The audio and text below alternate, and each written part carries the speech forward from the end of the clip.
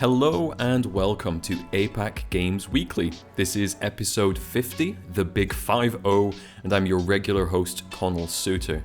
If you're joining us for the first time on APAC Games Weekly, we take a look through the biggest games headlines of the past week from across APAC. Today, we're diving into more record-breaking news about the Switch, Nintendo reporting another profit jump, Indonesian developers concerned about the new publishing rules, and ending on a uniquely Korean story involving PUBG. So, let's get straight to talking about the new records that the Switch has broken. The Switch is now the best-selling console of all time in Japan. So this ties into our next story about Nintendo's new financial report, but we'll start with the showstopper. Nintendo have said that the Switch has now sold 33.34 million units in Japan. It overtook the Nintendo DS, the phenomenal handheld, which had reached the lofty heights of 32.98 million units sold and obviously was the previous record holder. It's worth noting that both of these figures that I've just mentioned both include all SKUs of each console. So the Switch figures do include the OLED, and similarly the DS includes the numerous versions that they ended up releasing over the lifetime of the handheld. While it's incredible that it's now the best-selling console in Japan, interestingly, it hasn't quite overtaken the DS worldwide. To do that, the Switch would need to sell another 15 million units to top the DS's number of 154 million units sold worldwide. It's bonkers to think about that, especially when I remember the time when the Wii was the best-selling console ever, but maybe that was never quite true. On beating that global figure, Nintendo have forecast that they'll have sold 141.12 million Switches by the end of March 2024. So that 15 million ends up being a bit of a deciding factor, and one that's really quite hard to gauge with the amount of rumours about the next Nintendo system. Obviously, a new system doesn't mean nobody buys the Switch anymore, but to sell another 15 million worldwide, not the easiest. But who knows, it might get there. Nintendo reports solid profits and a new fiscal outlook after the success of Super Mario Wonder. So as we mentioned at the start of the previous story, Nintendo have shared a revised report showing extremely healthy sales and profits from Super Mario Bros. Wonder, which has led them to actually increase their full year fiscal forecasts.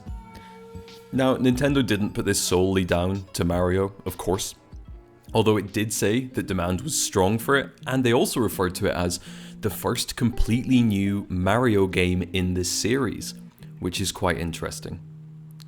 But they also did mention, of course, the sales of Pikmin 4 and Zelda being extremely healthy in 2023, and that being a big part of what's pushed their profits even higher. Additionally, and just a little bit of help for those profits, is a stronger yen to USD conversion rate than we saw this time last year.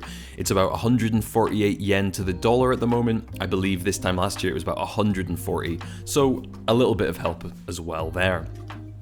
While the report didn't outline numbers per quarter, it did say that they expect their full year profit to be around 440 billion yen, which is equivalent to around 3 billion USD. Very impressive numbers. Tencent takes control of Chinese gaming studio behind the Swords of Legends franchise. So we'll only cover this story briefly, as it's been quite widely reported and discussed, and I imagine that anyone listening to this has probably already seen it. But the biggest games company in the world just got a little bit bigger. Tencent have now acquired 100% of Dongtai Yongpeng Culture Company, who themselves own 43% of Wangyuan Shengtang, who develop the Swords of Legends franchise. Interestingly, Tencent have said that they'll allow those core game teams to have an area of freedom to keep working as they have on their own projects. Many are calling this a diversification move for the company in an attempt to bring in more proven successful franchises to add to their existing successes. Lastly, the company's CEO Meng Qiangming, I think it's pronounced. He founded the company in 2009, and they have said that he will retain his role, at least for the moment, as CEO.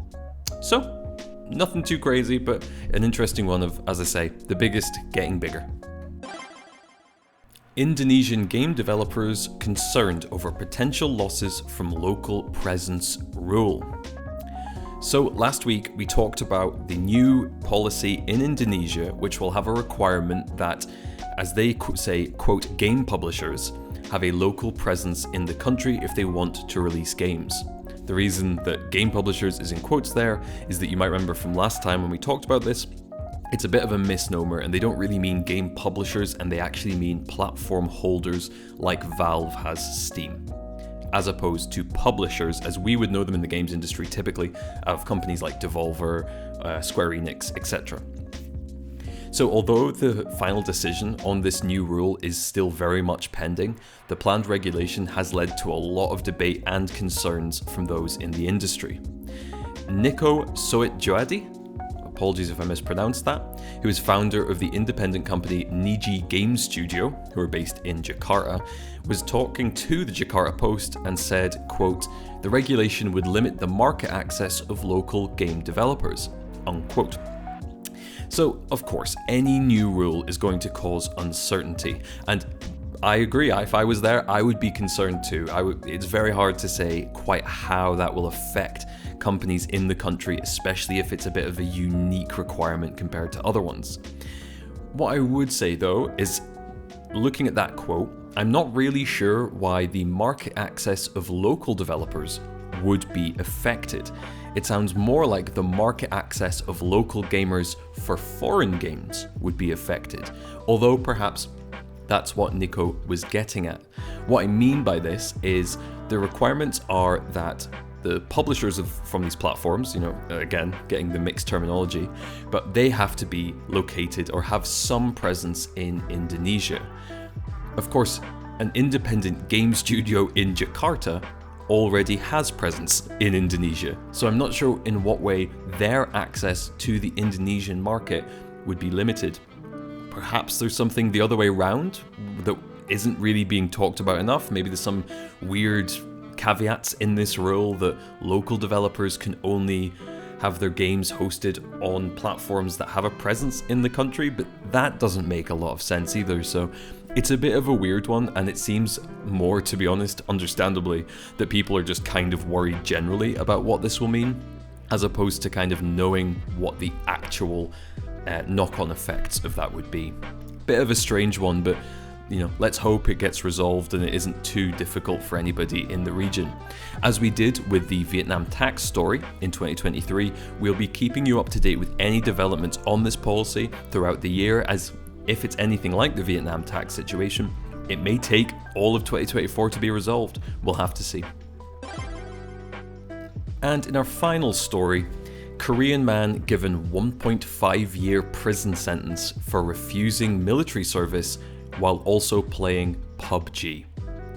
It's a shame that often when we get to the end of these episodes, we'll have a Japan story, and it's very uniquely Japanese. If you've listened to the show throughout last year, you'll probably remember some of the weird ones we had, like a guy teaching his fish to play the Switch, or all these interesting game tie-in noodles, instant rice, instant curry, everything coming out of Japan. Yeah, the caffeinated curry was another one, I think. Really fascinating stories. This could not be more different. This is a really quite tragic story, really. And in the same way that those stories felt very uniquely Japanese, this of course feels very uniquely Korean, because the issue of military service is something that has came up already in the past year, if you remember, with Faker at the Asia Games. And getting a gold, meaning they didn't have to take military service and stuff. It's a real crazy situation. In this instance, supposedly, this young man refused to do military service as he said he was against war and violence. But the court rejected that reasoning because he plays PlayerUnknown's Battlegrounds. Seriously, it's crazy. The court said that the defendant, quote, played a cruel game and made no effort to spread his ideological beliefs, end quote. So there's a fascinating dissonance in there about a court calling PUBG a cruel game while doing this guy in for not joining the military, which is inherently, of course, linked to war. So it's really weird. It's very odd to call it a cruel game. You know, oh, it's cruel when it's a video game, but it's okay if you're actually doing it in real life.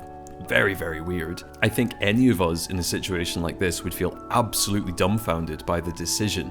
Playing a violent game is not the same as condoning real-life violence, and it feels like, not to be condescending to perhaps the discussion that does go on in Korea, but it feels like most places in the world kind of moved past those reductive, silly arguments in the mid-2000s.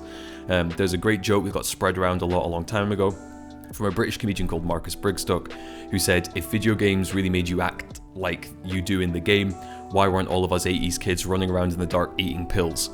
A la Pac-Man. A bit of a funny joke, but certainly, again, this was the kind of situation we had in the mid-2000s, and it's kind of bonkers to see it coming back.